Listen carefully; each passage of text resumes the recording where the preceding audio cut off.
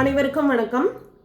இன்னைக்கு நான் அறிமுகப்படுத்த போற நூலோட ஆசிரியர் எண்ணுரையில என்ன சொல்லியிருக்காருன்னா, பாரதி கண்ட புதுமை பெண்களின் புத்துணர்வூட்டும் குரல்கள் இந்த ஆண் ஆதிக்க சமூகத்தில் சற்று அடங்கியதான் ஒலிக்கிறது அப்படின்னு சொல்லியிருக்காரு. அதை தவிர்த்து இந்த சமூகத்தில் தன்னை அறியாமலே பெண்கள் ஆணுக்கு அடிமையாகிறாள் அப்படின்னும், அநேக சமூகங்களில் பெண்கள் ஆண்களுக்கு நிகராக கல்வி பெறும் வாய்ப்பு பெறவில்லை அப்படின்னு சொல்லியிருக்காரு.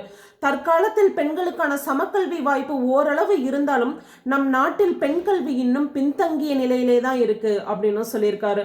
அவருடைய ஆதங்கத்தை வெளிப்படுத்தியிருக்காரு. ஆணையும் பெண்ணையும் நாம் சமமாகத்தான் பார்க்க வேண்டும் என்று அவருடைய விருப்பத்தையும் சொல்லியிருக்காரு. நான் நிறைய பெண்ணியம் பற்றிய கவிதைகள் எழுதியிருக்கேன்.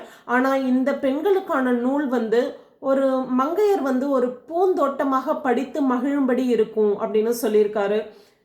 இன்னைக்கு நம்ம பார்க்க போறிய நூல் ரிட்டையர்ட் ஐஏஎஸ் ஆஃபீஸர் திரு தங்கசுவாமி சிவசங்கரன் ஐயா அவர்கள் எழுதிய எழுவாய் இளங்கிளியே.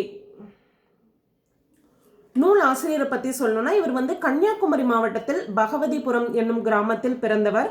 1977 ஆண்டு அரசு பணியில் சேர்ந்து 1994 ஆண்டு இந்திய ஆட்சிப்பணி ஐஏஎஸ்க்கு பதவி உயர்வு பெற்றவர். இவர் விழுப்புரம் மாவட்டம், எங்களுடைய கடலூர் மாவட்டம், திருவள்ளூர் மாவட்டம் அங்கெல்லாம் ஆட்சியராக பணிபுரிந்தவர். அதை தவிர்த்து இவர் முதலமைச்சரின் இணை செயலாளர், ஊரக வளர்ச்சித்துறை சிறப்பு செயலாளர் என பல்வேறு துறைகளில் அரசு பணிகளை மேற்கொண்டு 2013 ஆண்டு பணி நிறைவு பெற்றிருக்கிறார். இந்த புத்தகம் நியதி நூல்வேலி நிலையம் மூலியமா 100 ரூபாய்க்கு நமக்கு 104 பக்கங்களுடன் கிடைக்குது. இந்த கவிதை இது ஒரு கவிதை தொகுப்பு. இந்த கவிதையெல்லாம் இவர் 5 பாகங்களாக பிரித்திருக்கிறார். என்னன்னு பார்த்தீங்கன்னா, முதல் பாகம் அழகு மலருக்குள் ஆற்றல் பூகம்பம் அப்படின்னு எழுதியிருக்காரு. ஒவ்வொரு பெண்ணுக்குள்ளேயும் ஒரு ஆற்றல் இருக்கும்ல, அதை வெளிப்படுத்தும்படியான கவிதைகள். அடுத்து அந்த ஆற்றல் மட்டும் இருந்தா போதுமா, நம்ம நம்பிக்கை வைக்கணும்ல நம்ம ஆற்றல் மேல. அதற்காக இரண்டாவது பாகம் நம்பிக்கை வை நாளை நமதே அப்படின்ற தலைப்பில் எழுதியிருக்காரு. நம்பிக்கை வைத்தக்கப்புறம் நம்ம என்ன பண்ணணும், விழித்திட வேண்டும். அதற்காக பாகம் 3 விழித்திடு வெற்றிக்கொள் அப்படின்னு ஒரு பாகம் வச்சிருக்காரு.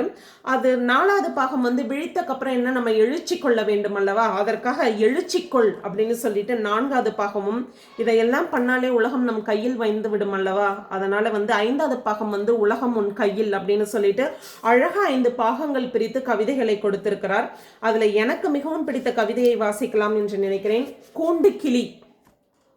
புத்தம்புது மலராய் ஒரு குழந்தை இந்த பூ உலகம் வந்தது.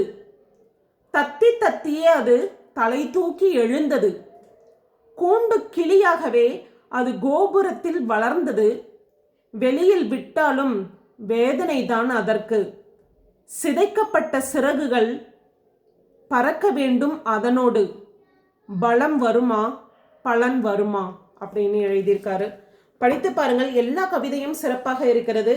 படித்து பாருங்கள்.